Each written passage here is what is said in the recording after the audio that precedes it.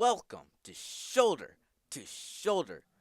My name is Bishop Daymond. I'm here with my brother Bryce, my good friend Matt Malloy, and we're going to be talking about fall sports. Let's first start off with football. Mount Carmel had a pretty good win against Fenwick. It's always good to see us win. Can you give us your intake on that? Bryce, I'm gonna let you start with this one. I got a couple things I want to say later on. Yeah, pretty good win over Fenwick last week. 35-10. We came in to Fenwick and didn't let them control anything. Well,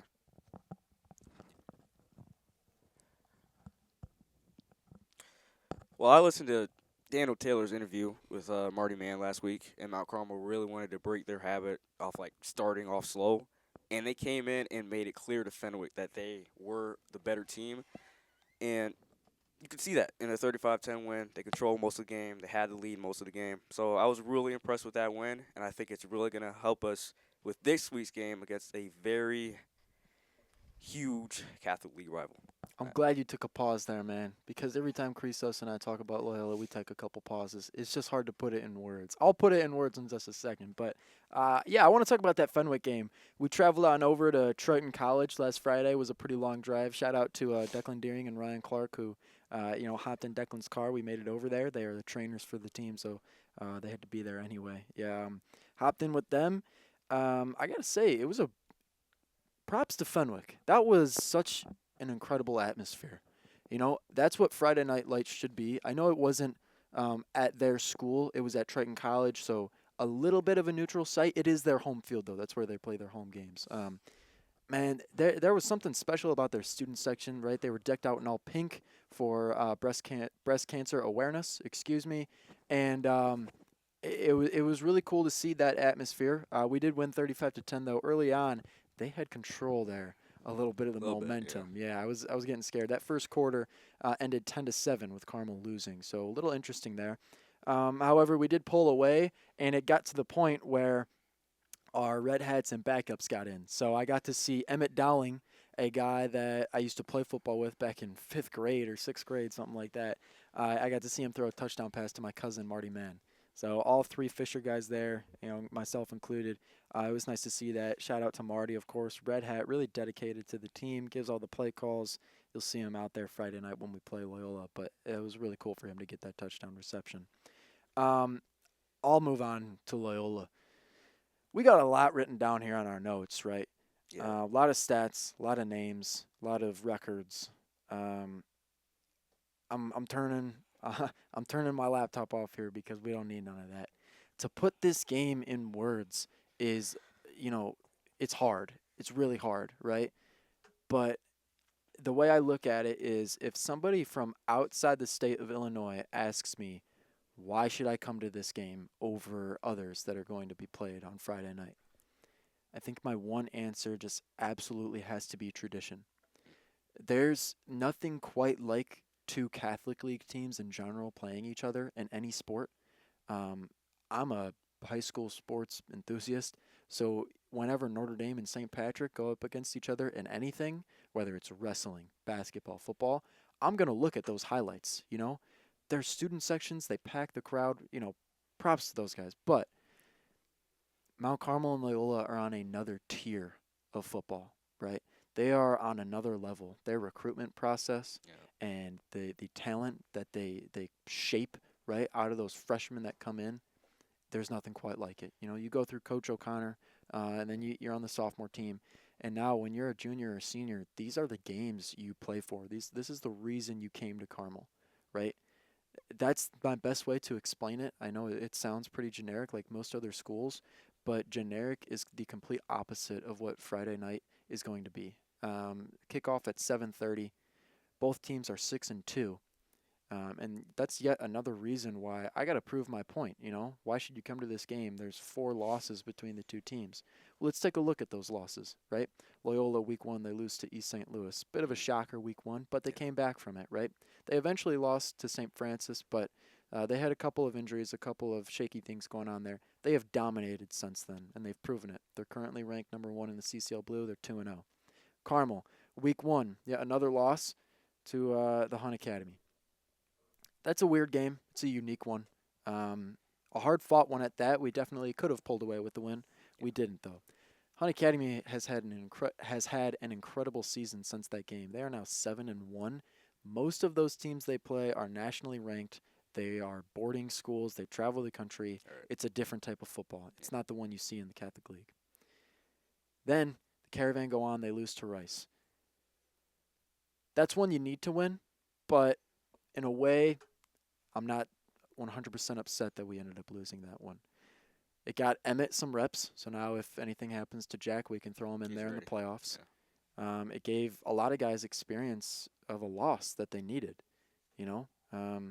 Jack Elliott, that game included, he has only lost 2 games as a high school football player, and they're both, he lost to Loyola last year, and then this year he lost to Rice. I'm He lost backtracking one this up. too, Before yeah. this year, he only lost 1 game, is what I was trying to say. But yeah, this year he has those 2 losses. One of them he didn't even play in. That was what I was trying to get at. Losing is not something that a lot of these guys are accustomed to. And I think that punch in the jaw that happened at Brother Rice on that Friday night a few weeks ago, it woke them up, right? And I hope it woke them up enough for them to take down the Ramblers on Loyola. Now we'll get into the nitty-gritty of it. Bryce, I think we'll start off looking at the other sideline, right? Loyola has a lot of guys that are going to be powerful. They're going to be hard to stop, especially for the defense. Who do you want to talk about first? Well, the quarterback, Ryan Fitzgerald, he's the son of former Northwestern head coach Pat Fitzgerald, and I believe he's going to come back for this game and play. He's been dealing with injuries all season, and it's kind of hurt Loyola. They've had to start a sophomore backup quarterback who's named Don Maloney, and he threw 3 touchdowns last week, and he's a 2-sport athlete who also plays baseball. But I believe Fitzgerald is going to get the start because who will want to miss a game against Mount Carmel, especially? As long as it's not a major injury, anything too serious, I think he's gonna put the pads on for this one. Yeah. Yeah, and Loyola, obviously they have a lot of receivers. They run a very pass-heavy offense, spread offense. In Fitzgerald's backfield is Drew McPherson, who is committed to Iowa, which is the school Fitzgerald is going to as well as a preferred walk-on. Drew McPherson is a running back / wide receiver who I believe is going to play as a linebacker at Iowa. But he's a really good threat in the passing game and can also get physical in the running game. So that's about what Loyola has offensively. And then on the defensive end, their blue chip prospect is Donovan Robinson, who is 6'3", 210 pounds, do-it-all kind of guy for this team who also plays some offense. Just an elite linebacker. He's committed to the University of Washington, and he's definitely someone to look out for because he can line up all over the field, even as a safety. So that's about who Loyola has. I will say, if Maloney does end up starting at the quarterback spot for Loyola, that obviously does increase the Caravan's chances to win on Friday. However, man, I want Fitzgerald to play, dude. Yeah. I want that quarterback That matchup. Fitzgerald Elliott. I want that Vanderbilt versus Iowa, that SEC versus Big Ten. I want those bright light, and you don't get that if you throw in Maloney.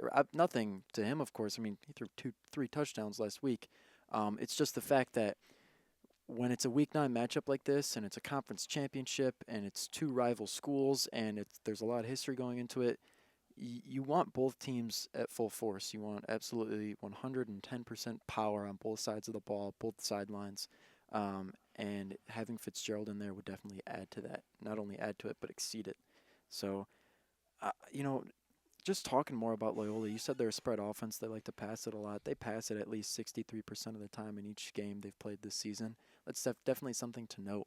The Caravan have played a lot of teams where, they'll run the triple option from Iggy or, something where they just kind of load the backfield. They get it real heavy, and they're just running the ball out of there every single time, right? 60 to 70% of the time for some of these teams, they're running the ball. That's not the case here. Our DBs have to step up a whole lot more than they have so far this season. They've got to be ready for the deep shots to the end zone. They've got to be ready for those short-range passes in the middle of the field to a couple of these tight ends that Loyola has. I mean, talk about tight end university. Loyola, some of these guys could play on the line. That's how big they are. Not only can they play on the line and block, they can catch a ball. Like, they're good receivers, at heart. They're good receivers at their core. So I just can't wait for this matchup. It is the most anticipated one, not only of this season, but I think really out of the past 3 years I've been here calling games. I can't remember a game that had this much anticipation going into it. I remember obviously last year both teams were 8-0, and the year before that they were. There was a lot that went into it, but this is the rubber match. This is both teams are currently 27-1 in the past 2 seasons, not counting the games they've played this year, and those losses, each team's one loss, is to each other. 42-37 2 years ago, the Caravan won. Last year, 23-21, the Ramblers won. Whole lot of history, whole lot of tradition, and I really got nothing else to say, but it's going to be a heck of a game.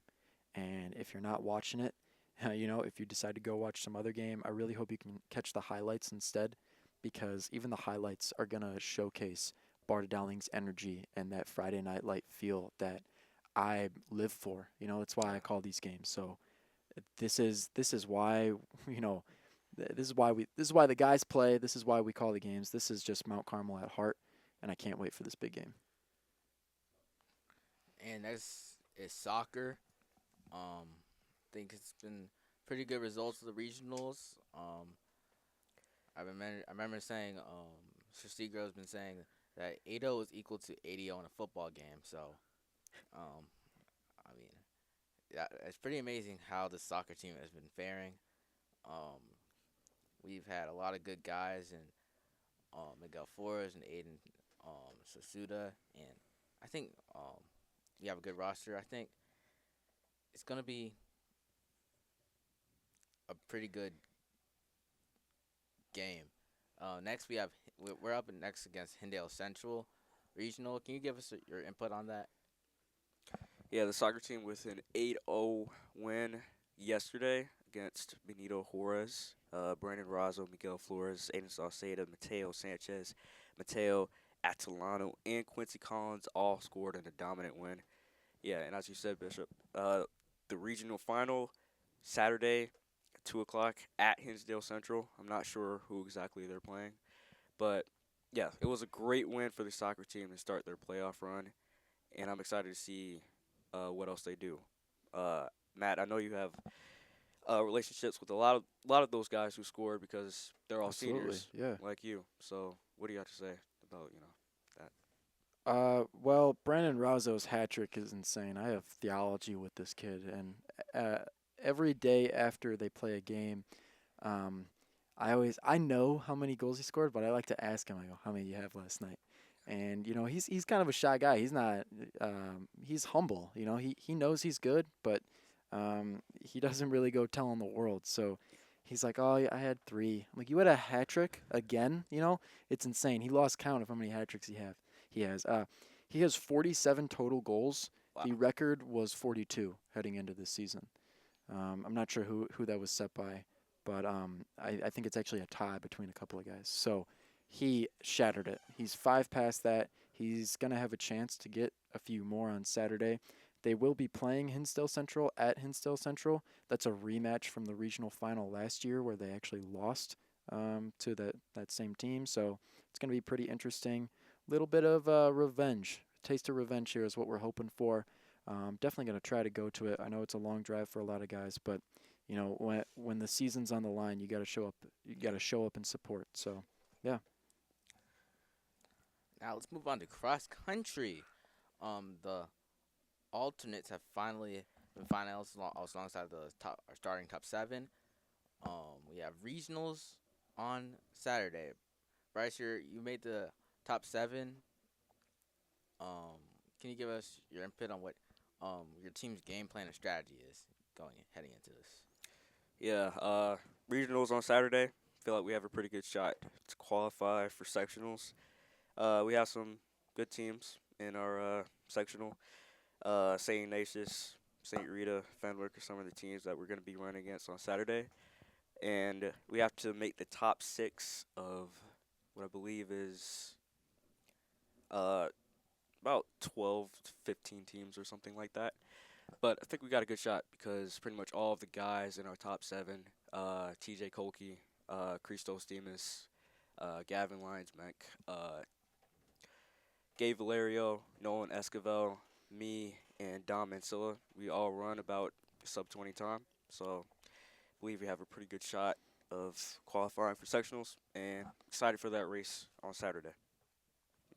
Absolutely. Yeah, I mean, that's great for you, Bryce, that you made the top 7. Bishop, I know you're dealing with an injury, so maybe you can make a postseason run next year. But yeah, good luck. I know playoffs for any sport is tough, but cross country is a mental game, and Yeah. having that through your mind the entire time you're running can be tough. So I hope a lot of guys can break 20. Break 20 minutes, set some PRs maybe. That'd be great Yeah. for this regionals. So yeah, got some tough teams here, but we can always pull out. Yeah. We'll be all right. Yeah. And the next sport is sailing. Um, so Saturday they had their first official race. So yeah, I think pretty gonna be a good season because they bet the Fenwick Friars. Matt, can you give us a little intake on that? Absolutely. There's a lot of freshmen on this team, so Bryce, you could probably talk a whole lot about that. But I'll talk about a couple people in particular that I know do a lot for the sailing program. Obviously, Mr. Baffo. He doesn't know much about sailing, doesn't really have a background in it, but he stepped up and was the moderator. He's taken time after school and on weekends to help these guys with something that's pretty unique. I know we have the Jackson Harbor that's pretty close to Carmel, but a lot of schools that are good at sailing, they have access to it right next to their school or through some program. So I think Mount Carmel having something like this is absolutely incredible. I think what's even more incredible is that we were able to beat the Fenwick Friars in our first official race. I know Mr. Baffo was pretty excited about that. He showed us some pictures and videos the next day in class. Wyatt Knight is a sophomore. He's been somewhat of a leader to a lot of these freshmen that are coming in. So I'll pass the torch on to you now, Bryce. What stands out about the fact that a lot of freshmen came in, they're in their first trimester here at Mount Carmel, and they're already joining this new club? Yeah, know a lot of guys on that sailing team who are freshmen. I know Timmy Carter, who I have a couple classes with. He was the anchor for that sailing team. So, yeah, a lot of freshmen joining. William Kinsey, David Medina, Vincent Thomas are all part of that team. So it just shows a lot that like sailing is a sport that if you're looking for something to do over the fall, you can definitely join because uh, I know Mr. Baffo. I was in his journalism camp over the summer. He seems like a fun guy to Yeah. coach by. Uh, so yeah, um, glad that the sailing team is getting a lot of new members, a lot of young underclassmen, and excited to see what they do the rest of the season. Absolutely. Yeah. Good luck to those guys. I know they're not really in that whole rotation of official events yet. What they're kind of doing right now is last year when they started, they went out to Jackson Park and just got the basics down. This year they're starting to branch out and meet up with other teams and maybe do some joint practices and races like this. So, but yeah, first official dub. You gotta like it for those guys. Yeah, I'm sure they're gonna do great things heading on to the rest of the season. Yeah, so it's been an eventful season. Most sports are heading into the playoffs. Some sports are just opening up, like sailing. I know hockey started a few weeks ago. We'll probably cover that more. Yeah, absolutely. I'd like to jump in really quick and say what you were talking about, how this is the time of year where some teams are in it for a state championship run, and then other teams are still figuring out who their captains are going to be. It's just pretty interesting like that. And hockey is one of those teams. Obviously, they have their captains set and they have their head coach, but they're in the thick of it already. But they're gearing up still. So just some things that are coming up for the hockey team. Right now they're in a little bit of a break, but when they come back from that break, they'll be playing Brother Rice at Oaklawn Ice Arena on Thursday, October 31st. So a little Halloween hockey night. That game starts at 8 o'clock. And then their next home game after that is going to be at Morgan Park, where their home matches are played. Start time 6:25 the following week on Thursday, so November 7th.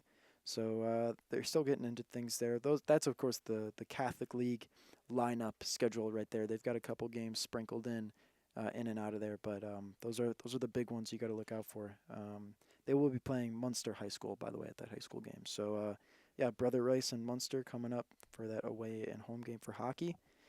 Things will ramp up more and more, though, as the season goes on. You've got some names on here that can be worrisome, like St. Ignatius is always a really good program. Providence Catholic, Marist High School, they play them actually back to back away and home later on in December, but that's a ways away. I think right now they're just really getting to know each other still. They're having some bonding dinners, I know, is was what I heard from Tommy Cunningham, who's a big piece on the team. So good luck to all these guys as they kind of get their season rolling more and more. Yeah, and then Bishop, I'll let you take it away in just a moment, but I just wanted to say something about football. Again, going to tie it back. Um, the game will be played, um, obviously, in the month of October, right? October 25th. But the month of October is Domestic Violence Awareness Month. And Christos Demas, props to him for really kind of kickstarting this for Carmel. But his aunt, Erica Swanson, has done a lot of the groundwork, and she's been fantastic with this. Mount Carmel has partnered with AND, A New Direction, which is a program through Wings. Those are both, those are both things that revolve around domestic violence and more so the awareness of it, trying to talk more about it and bring it up in a manner that's not disrespectful or complicated or rude or in that fact. It's just they're trying to have some more conversations about it. And coming to a high school like this for a big game day, I think definitely ties into that. So, thank you to Miss Erica Swanson, who is Christos' aunt, for setting all this up. She will be here for the game on Friday night.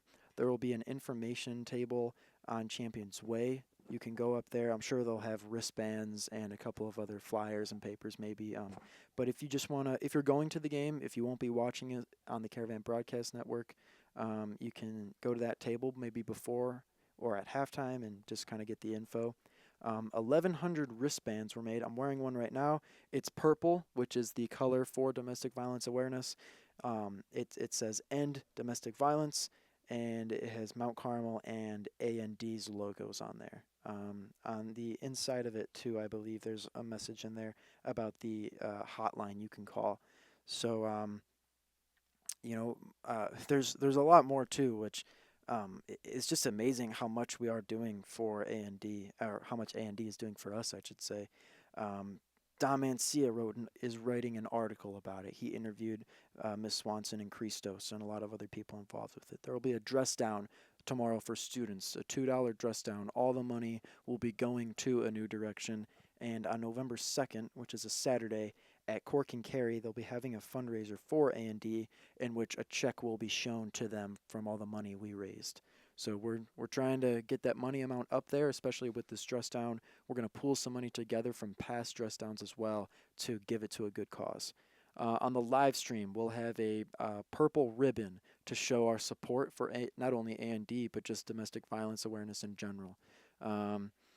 At halftime, there will be an apple fritter review with Mr. Bax and Miss Swanson.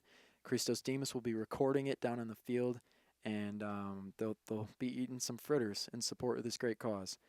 I think I covered everything. There's a lot going into it, but I'd say I'm proud that there's a lot going into it. I think it's awesome that at the beginning of this podcast, we talked about how important this game with Loyola is.